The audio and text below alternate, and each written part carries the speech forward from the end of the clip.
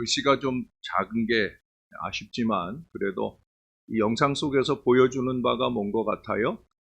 부활신앙은 부활의 증인이 되게 한다는 것. 지난주에는 부활신앙이 우리 자신의 신앙을 갱신, 개혁하게 만든다 했는데 부활신앙은 부활의 증인이 되게 하는 것. 우리 옆 사람들과 함께 인사합니다. 부활의 증인이 됩시다. 할렐루야. 예, 부활의 증인이 돼야 되는. 요즘 온통 꽃세상이지요. 자동으로 저도 주중에 이렇게 볼 일이 있어서 나갔는데 나가 보니까 운전할 때 보면 아주 꽃이 만발하게 피었어요. 전에 같으면 저도 그 꽃들 보고 사진을 스마트폰으로 사진을 찍곤 했을 텐데 올해는 아직까지 참고 있어요. 왜 참을까요? 다음 주에 여러분들하고 함께 찍을 생각으로 그게 저의 올해 첫 번째 꽃사진이 되기를 바라는 마음으로 그렇게 참아내고 있습니다. 그렇게 봄에는 봄대로 벚꽃이나 온갖 꽃들이 기지개를 켜고 나와서 우리의 눈을 즐겁게 합니다. 봄뿐입니까? 여름은 또 얼마나 많은 꽃들과 푸르름이 또 산과 강, 바다, 눈 돌리고 가 머무는 모든 곳이 정말로 너무 아름답습니다. 가을은 곱게 물든 은행이며 단풍이 나무에 달려 있으면 있는 대로 또 땅에 떨어지면 떨어져 있는 대로 그렇게 보기 좋을 수가 없어요. 겨울은 좀 춥긴 하지만 하얗게 내린 눈이나 시골 처마 밑에 걸린 고드름은 또 얼마나 어린 추억을 새록새록 피어나게 하는지 몰라요. 저는 그런 자연을 보는 시간들이 참 좋습니다. 여러분들도 그렇죠? 네, 우리가 여러분들과 함께 그 자연을 보게 될 다음 주가 그래서 많이 기다려져요. 아마 이번 한 주간은 저에게 가장 긴 한 주간이 되지 않을까 그런 생각도 해봅니다. 이처럼 하나님이 만드신 세상은 아름다워요. 자연 만물만 아니라 실수가 없으신 우리 하나님께서 그 질서 안에서 우리의 삶을 이끌고 계시며 공의와 긍휼로 그 백성을 돌봐주십니다.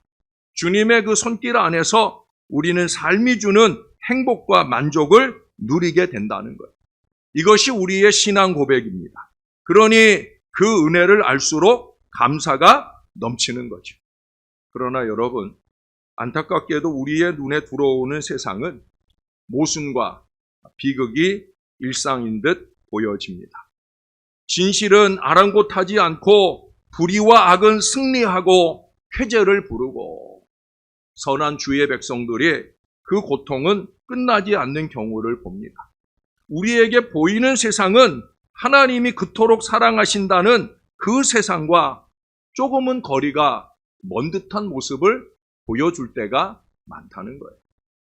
건강하고 장래가 촉망되며 신앙 안에서 선한 비전을 품고 선교 여행을 떠난 믿음 좋은 대학생 아들이 그만 그 선교지에서 불의한 사고로 생을 마감하는 일이 있어.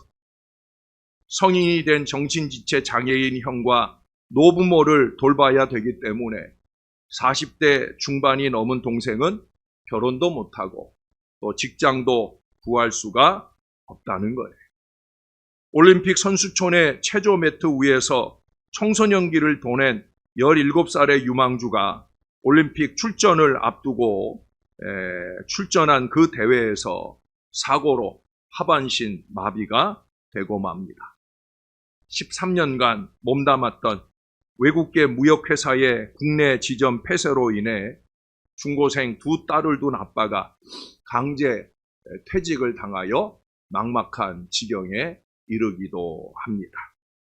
꼽자고 하면 끝이 없을 수 있어요. 여전히 하나님의 침묵이 계속될 때 우리 눈에 보이는 이 세상은 주님께서 사망과 어둠을 이기셨다는 이 새로운 세상과 멀게만 보여집니다. 적어도 우리가 그 보는 대로만 생각한다면 믿기 힘든 그런 세상이라는 거예요. 과연 부활의 주님이 우리 가운데 살아계신 게 맞을까 싶은 생각이 든다는 거예요. 오늘 본문은 우리가 잘 알고 있는 도마의 믿음에 관한 이야기입니다. 사순절 여정 동안에 감사하게도 수요일 저녁에 이 도마에 대한 공부를 하면서 좀 세밀하게 이 본문들을 살펴보아서 이걸 다시 주일 설교로 여러분들에게 얼마 지나지 않아 말하는 게 쉬운 것은 아니지만 어제 새벽에 본 말씀도 사순절 여정 동안에 4번이나 보았었으니까 또 다른 말씀의 감동을 하나님이 주신다 생각되어서 이 말씀을 가지고 여러분 앞에 섭니다. 오늘 본문 앞에 부활하신 주님이 그 제자들이 모인 곳에 찾아오셨어요. 그러나 도마는 그들 가운데 있지 않았습니다. 부활의 주님을 만난 제자들의 그 증언만으로 도마는 믿을 수가 없더라는 거예요. 그래서 거기 25절에 보면 내가 그의 손에 못자국을 보며 내 손가락을 그 못자국에 넣으며 내 손을 그 옆구리에 넣어보지 않고는 믿지 아니하겠노라. 도마는 봐야만 했던 거예요. 부활이라는 새로운 창조의 세상을 여신 우리 주님을 목격해야만 했습니다. 그래서 며칠 후에 주님께서 다시 이 제자들이 모인 곳에 찾아오셨을 때 그때 도마도 그곳에 있었습니다. 주님께서는 도마의 생각을 아시고 일부러 그 시간에 오셔서 그래서 27절에 보시면 믿음 없는 자가 되지 말고 믿는 자가 되라 말씀하셨어요. 주님의 이 말씀은 우리에게 의심치 않는 온전한 믿음의 사람이 되라고 권면하는 말씀이에요. 부활하신 주님은 그 주님에 대한 전적인 믿음을 간구하라 말씀하고 있다는 거예요. 사랑하는 여러분, 부활 믿음을 가지시기를 바랍니다. 그것이 복된 믿음입니다. 그러나 그렇게 사모하면서 그렇지 못한 우리 믿음을 자책할수록 우리는 믿음의 세계와 이 현실의 경험 사이에 존재하는 괴리를 더욱더 절감하게 됩니다. 왜 그래요? 우리는 보이는 것을 믿으며 보이지 않는 것은 현실로 믿지 않으려 하기 때문에 그래요. 그래서 29절 하반절에 보면 뭐라고 그래요? 보지 못하고 믿는 자들은 복되도다. 주님이 이미 우리의 그러한 사고를 간파하시고 이 말씀을 해주셨어요. 주님의 이 말씀은 우리에게 의심치 않는 온전한 믿음의 사람이 되라 말씀하고 있는 거예요. 부활하신 주님에 대한 전적인 믿음, 그 믿음을 가지라는 거예요. 그런 점에서 보면 이 말씀은 참으로 옳은 말씀이 아닐 수 없어요. 그러나 주님의 부활과 죽은 자의 부활을 보지 못한 오늘 우리에게 이 말씀은 비현실적인 말씀으로 다가오기도 합니다. 여러분, 도마는 부활하신 주님을 믿기 원했고 그렇기 때문에 봐야만 했어요. 그리고 보면서 그는 믿게 됩니다. 나중에 이 도마는요, 인도에서 순교를 했다고 제가 수요일 저녁에 말씀을 드렸어요. 제자들 가운데 가장 멀리 가서 복음을 전한 사람이 바로 이 도마였어요. 그의 의심이 믿음이 되는 순간 그는 사람 낚는 업으로 충성했다는 거예요. 그래서 이란에도 교회를 세우고 인도에도 교회를 세워요. 인도 마라포르의 그의 무덤에는요, 재미난 묘비가 서 있어요. 묘비를 재밌다라고 표현하는 게 좀 송구하지만 그 묘비를 왜 재밌다 하느냐? 묘비 모양이 손가락 모양. 네. 그 의심의 상징이죠. 어떻게 보면은 도마가 좀 억울할 것 같은 생각이 들어요. 왜 나만 의심했나? 하는 생각이 들어요. 오늘 성경은 교회가 강가에 온 장면을 간직하고 있어요. 제자들, 도마와 달리 주님의 부활을 믿었습니다. 그들에게는 의심이라는 딱지가 붙지 않았어요. 도마 그러면 의심 많은 도마 그러는데 제자들은 의심한 걸로 보이지 않는 그런 기록들을 보여준다는 거예요. 그러나 여러분, 놀라운 것은 오늘 본문 앞말씀, 그들이 부활을 믿게 된 과정을 이렇게 말씀합니다. 19절에 가보실래요? 19절 하반절에 보시면 예수께서 오사 가운데 서서 이르시되 너희에게 평강이 있을지어다. 이 말씀을 하시고 잘 보세요. 손과 옆구리를 보이시니 제자들이 주를 보고 기뻐하더라. 할렐루야. 자, 거기 뭐라고 그래요? 손과 옆구리를 보이시니. 제자들이 주를 보고 믿고 기뻐하게 된 근거가 뭐예요? 그 손과 옆구리를 보이시니 부활하신 주님께서 제자들에게 친히 자신의 죽음의 흔적을 보이셨고 제자들은 그것을 보고 주님의 부활을 기뻐했다 이 말씀이에요. 그러니 결국 제자들도 도마도 모두 다 주님의 못자국 옆구리를 보고 주님의 부활을 믿었다는 거예요. 그래서 의심 많은 도마라는 표현이 도마 입장에서는 좀 억울함이 될 수 있다는 생각을 제가 해봅니다. 그렇잖아요. 아니 다른 제자들도 예수님 손과 옆구리를 보고 믿었고 나도 예수님 손과 옆구리 보고 믿었는데 왜 나만 의심 많은 도마라고 말하는가라는 생각이 들 수가 있다는 거예요. 도마에게나 손과 옆구리를 보이시는 주님의 모습은 앞선 제자들에게 자신을 보이시는 모습과 동일하다는 거예요. 자, 만일 우리가 이 본문의 증언대로만 읽는다고 하면 오늘 본문은 제자들의 믿음 대 도마의 의심의 구도를 넘어서게 됩니다. 제자들도 주님의 부활을 믿기 위해 봐야 됐다는 거예요. 여러분, 우리는 우리의 눈에 보이는 것을 믿습니다. 그건 나무랄 일이 아닌 거예요. 문제는 보여주실 때 제대로 잘 봐야 되는 거죠. 또 들려주실 때 제대로 잘 들어야 되는 거예요. 그래야 믿음이 생기는 거예요. 우리는 자꾸 믿음이 생겨야 될 시점에, 은혜를 받아야 될 시점에 은혜를 놓치고 믿음을 놓치고 오히려 잊지 말아야 될 의심, 원망, 불평에 사로잡히는 이유는 다른 데 있지 않아요. 들어야 될 때 제대로 잘 듣지 못하는 거죠.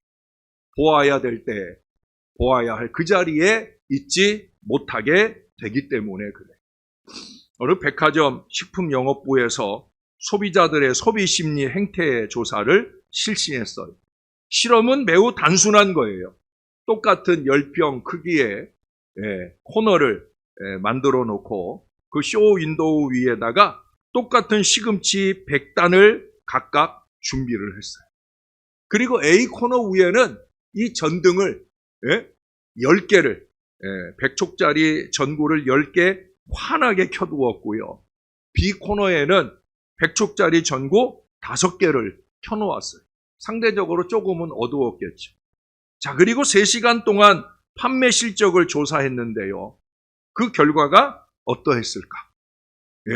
그래요. 100촉짜리 전구 10개를 켜놓은 이 A 코너 쪽 시금치가 90단이 팔렸고요. 또 100촉짜리 5개를 켜놓은 좀 어두운 B 코너 쪽 시금치는 그래도 70단이 팔렸답니다. 이 간단한 실험 결과가 말해주는 게 뭡니까? 사람들은 밝은 것을 좋아한다는 거예요. 밝은 쪽 시금치가 어두운 쪽 시금치보다 훨씬 싱싱하고 맛있어 보이더라는 거예요. 잘 보이는 대로 믿는 것입니다. 사람도 그렇습니다. 믿음이 있는 사람과 믿음이 없는 사람의 차이도 꼭 이와 같다고 생각이 들어요. 진짜 그래요. 제 목회 여정을 돌아보면 믿음이 있는 사람과 없는 사람 금방 보여요. 믿음이 없는 사람은 부정적이기 쉬워요. 어둡고 비판적이고 게으르고 우울하기 쉬워요. 확신이 없으니 항상 불안합니다. 그러므로 믿음 없는 사람의 분위기는 한마디로 어둡습니다. 얼굴만 봐도, 아니 분위기만 봐도 그 믿음 없음이 가늠되어진다는 거예요. 오늘날 교회 안에 믿음 없는 사람들이 꽤 많아요. 여기 오늘 제자들 보세요. 뭐라고요? 예수님 부활의 모습을 보고 크게 기뻐했다고 분명히 말씀해요. 믿음 없으면 어두운 거예요. 반대로 믿음 있는 사람은 밝아요. 긍정적입니다. 환난을 당하나 찬송합니다. 절망 속에서도 소망을 잃지 않아요. 웃음, 여유, 부지런함, 청결, 깨끗함, 자유, 넉넉함이 깃들여 있다는 거예요.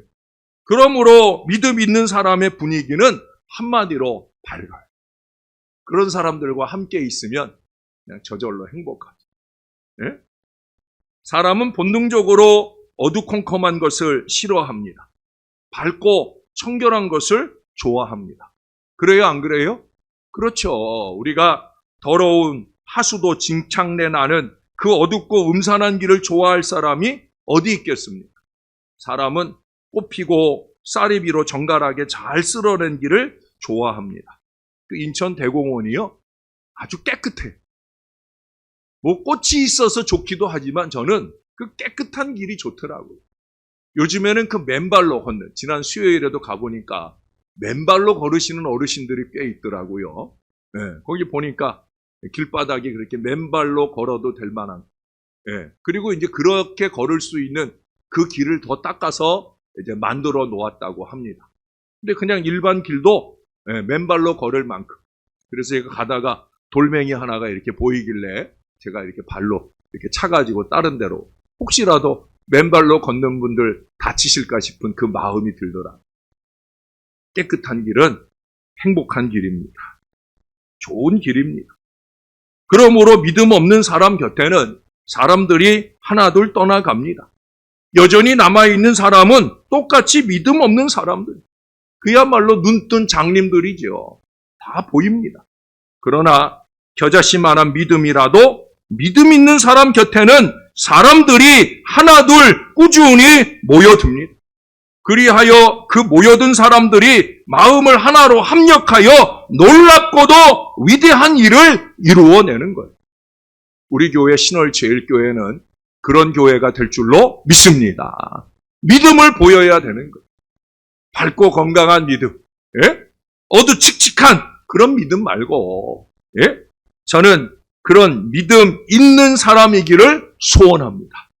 어때요, 여러분? 저를 볼 때 그렇게 보이지 않아요? 예? 여러분들 중에 많은 분들도 그렇게 보여요.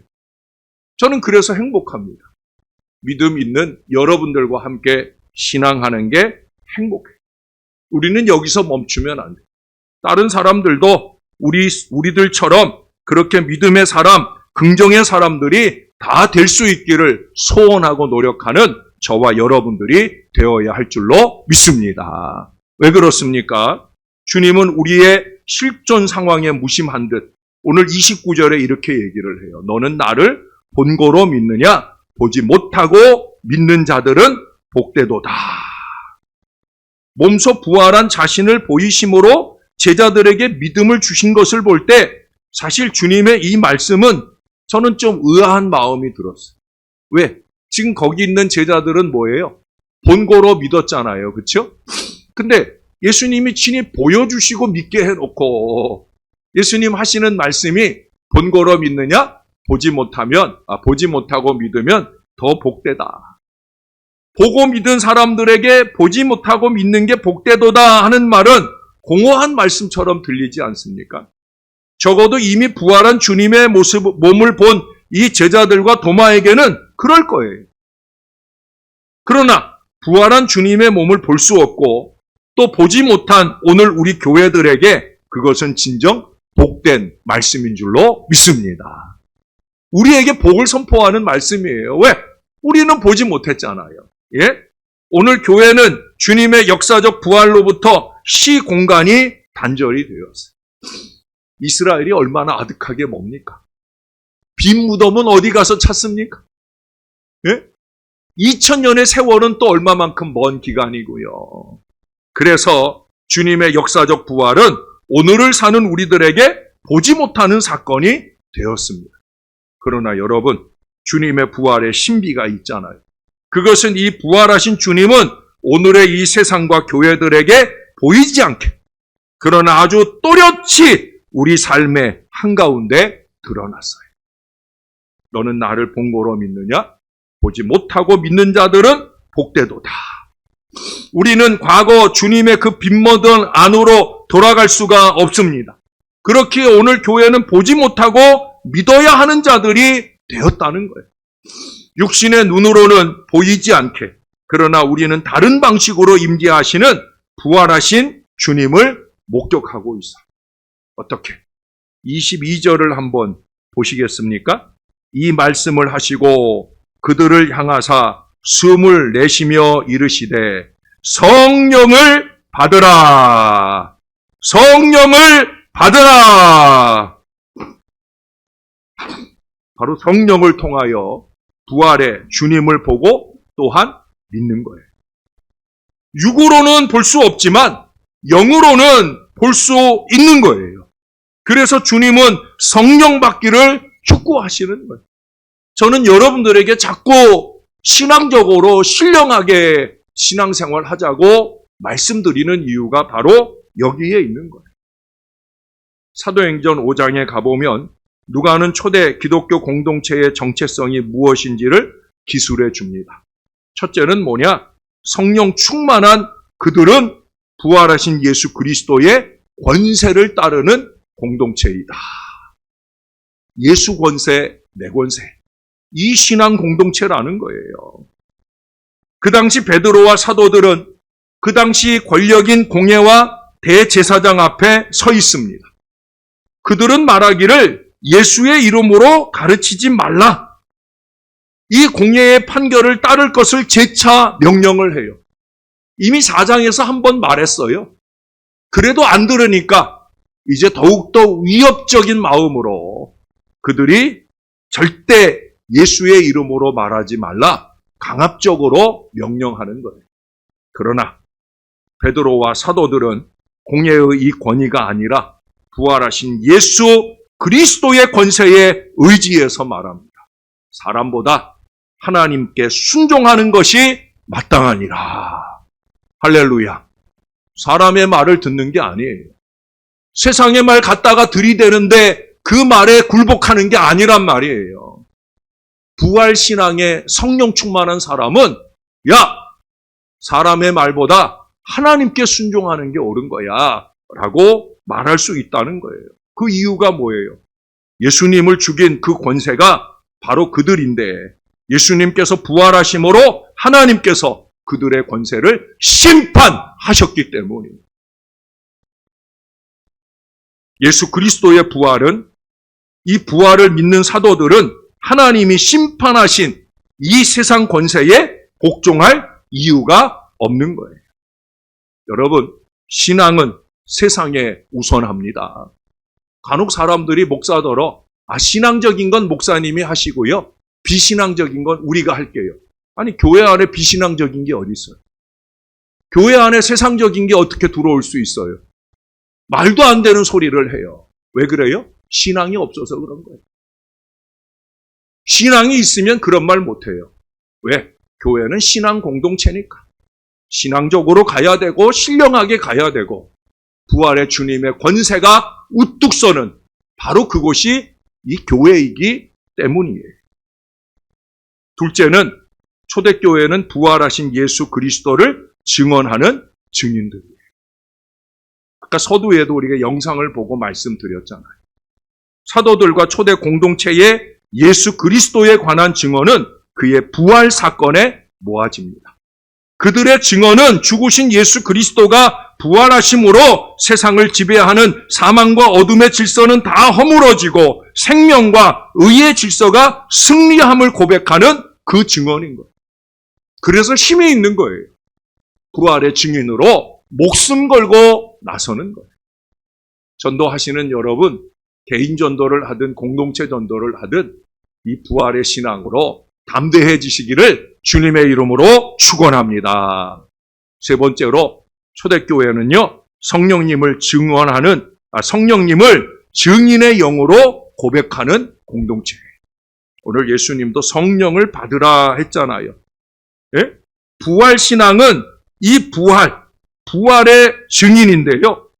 부활의 증언은 성령님을 진리의 영으로, 그 진리로서 부활하신 그리스도를 증언하는 영으로 고백한다는 거예요. 그러므로 성령님은 교회를 통해 사망과 어둠의 권세를 저항하게 하고 생명의 가치와 질서를 세우는 사역을 해요. 그러므로 그 성령이 충만하면 부활을 믿을 뿐 아니라 그 부활을 힘있게 증거하게 되어집니다. 사랑하는 여러분, 우리가 성령 충만해야 될 이유가 여기 있는 거예요. 성령이 충만하면 부활의 증인으로 잘 살 수 있다는 거예요. 이제 이 부활 기간을 지나고 나면 성령 강림절을 만나게 되어집니다. 성령의 시간들을 산다는 거예요. 여러분, 그날을 향해 우리가 가고 있는 거예요. 초대교회는 그 성령의 시간들을 살기 위해 뭐 했다고 그래요? 사도행전 1장 14절에 보면 오로지 기도에 힘썼다고. 야, 이제 사순절 끝났으니까, 예? 그러니까 흥청망청 지내는 게 아니었단 말이에요. 그들은 더 모여서 더 기도에 힘쓰면서 성령이 충만한 은혜 공동체가 되었다는 거예요. 왜? 그래야 누려지는 게 있는 거예요. 그게 뭐예요? 바로 평강입니다. 오늘 우리는 부활로 승리한 삶이 아니라 여전히 사망과 어둠의 권세가 승리하고 그 아래 신음하고 고통받는 우리의 이웃들의 삶을 보게 됩니다. 그렇지만 우리는 주님의 빈 무덤 안으로 돌아가지 못합니다. 주님의 못자국난 손과 창에 찔린 옆구리에 손을 넣어볼 수가 없습니다. 적어도 부활의 역사적 시간과 장소로 돌아갈 수 없다는 말씀을 드렸어요. 그 대신에 성령의 충만함을 통해 제대로 부활신앙을 살고 있는 우리라고 하면 우리는 그 절망의 깊음 가운데에서도 어느새 새로운 창조와 소망의 빛이 우리 가운데 비추고 있음을 보게 되어집니다. 그래서 어려운 현실 가운데서도 우리는 새 힘을 낼 수가 있는 거죠. 뿐만 아니라 더 나아가서 살아갈 소망마저 짓밟힌 삶의 어려움이 비로소 우리를 고통받는 또 다른 타인을 이해하고 그 타인과 함께하는 삶으로 이끌고 나아감을 보게 됩니다. 저는요, 때때로 저도 아프기도 하잖아요. 크고 작은 아픔이 저에게 찾아올 때면 하나님 앞에 감사합니다. 왜? 동일한 아픔으로 신음하는 교인들의 그 아픔을 제 나름으로는 느껴볼 수 있기 때문에. 전에 안산에 지금 원로 목사님이신 고은 목사님도 그때 위암인가 수술을 받을 때 수술을 앞에 두고 하나님 앞에 그런 감사를 드렸다지요. 이 수술로 통하여 암병을 낫게 하시면 더 건강함으로 목회할 수 있어서 감사하고, 혹여 낫지 않을지라도 이 암병으로 고통받는 교인들을 위하여 더 깊이 있게 섬길 수 있음을 감사한다. 할렐루야. 이게 저와 여러분들의 신앙이어야 되는 거예요. 너는 나를 본 거로 믿느냐? 보지 못하고 믿는 자들은 복되도다. 삶의 부조리와 모순, 사망과 어둠의 권세 앞에 낭망하며 두려워하는 우리들에게 우리 주님이 찾아오셔요. 그리고 우리 가운데 말씀하셔요. 성령을 받으라. 너희에게 평강이 있을지어다. 사랑하는 여러분, 성령 하나님께서 부활의 주님과 함께 비춰주시는 새로운 생명의 빛 안에서 이 온전한 평화를 마음껏 누리고 사는 행복한 그리스도인들 다 되시기를 부활의 구주 예수님 이름으로 간절히 축원합니다. 우리 하나님 고맙습니다. 예수님 부활하게 하시고 우리 부족한 인생들 마음 가운데 성령의 은혜를 주셔서 그 성령의 조명을 통해 주님의 부활을 확고부동하게 믿게 해주시니 감사를 드립니다. 우리가 잊지 말게 도와주옵소서. 너희는 세상의 빛이다. 너희는 세상의 소금이다. 소금이 그 맛을 잃으면 다만 밖에 버리워진다 말씀하셨사오니 하나님, 우리가 빛을 잃지 않고 맛을 잃지 않는 그런 부활의 증인으로 잘 살아가게 도와 주시옵소서. 우리로 하여금 성령이 충만하여 주님이 주시는 평안으로 넘쳐나는 신앙을 살도록 축복해 주시옵소서. 감사드립니다. 예수님 이름으로 기도합니다. 아멘.